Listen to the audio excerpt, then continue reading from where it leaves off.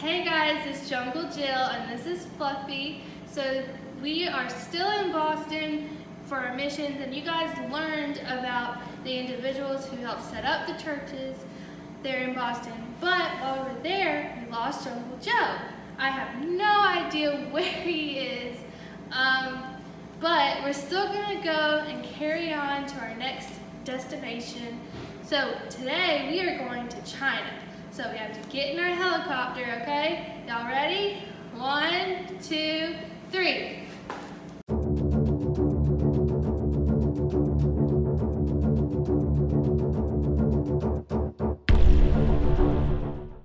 Oh my gosh, guys, that was a very long ride.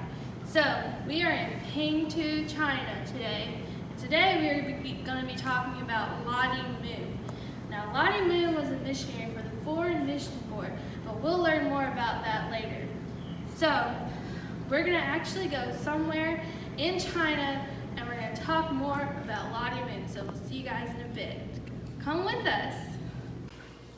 Hey guys, it's Jungle Jill and Fluffy. We're still in China, and today we are in this beautiful kitchen, and we are making plain tea cakes, which was cookies that Lottie Moon used to minister to families in China. And she also did this by going into the families' homes when the children invited her. But we'll talk about more of that later. So Lottie Moon spent nearly 40 years in the ministry with the as a missionary in China. But she didn't start off that way. She grew up in her family's plantation in Virginia. Whoops, it did not do right. Let's try that again. But she got saved when she was in college at a revival at her college. Though she had many suitors, she did not want to get married. She just was uninterested. She felt like the Lord was calling her to the mission field, especially in the Far East. Now, but the mission board did not allow single women to go into the field alone. So Lottie ended up teaching in a school, and she joined the local Baptist church where she helped the poor and the impoverished families and just ministered to them basically. So by 1873, the Southern Baptist Commission raised their rules on single women going to the mission field. So she was then allowed to go, and she was placed in China. She began her ministry by teaching an established missionary school, but she was really led to evangelism, and so she would go on the outskirts of the town where she was, which was in the countryside. So in 1885, Lottie Moon gave up teaching, and she moved into the interior city of Pingtu to evangelize full time. Now, when she was there, people didn't really trust her because of how she looked, and she looked very different than everybody else in the city. So, like I said before, she baked cookies.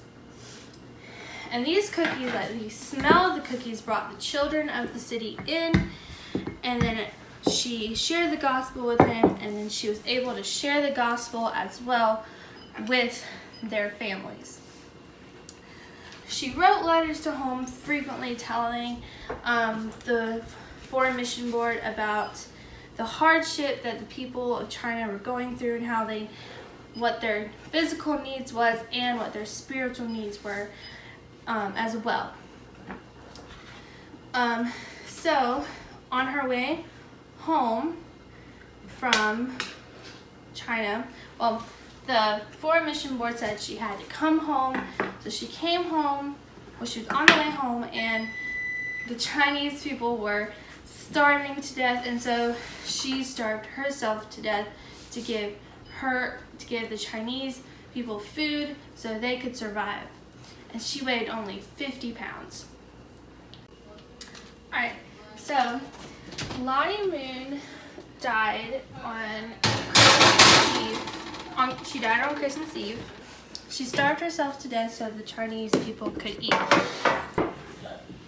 After her death, an annual Christmas offering for the Foreign Missions Campaign was prepared, and Agnes Osborne wrote to the women of the Missionary Union suggesting that the offering be collected in Lottie Moon's memory. So, so it wasn't called the Lottie Moon Christmas offering just yet. In 1918, Annie Armstrong suggested that the name of the WMU's annual offering be renamed in honor of the one woman who cared for the people of the United States and for the people of China. So then it was changed to Lottie Moon, the Lottie Moon Christmas offering. And each year, since that year, the offering has been taken up, and you guys have probably heard about it in church around Christmas time. Okay, the cookies are done. Ooh. We're going to leave the cookie recipe if you want to follow along. And we love you guys so much. We miss you, and hope you have a great day. Bye.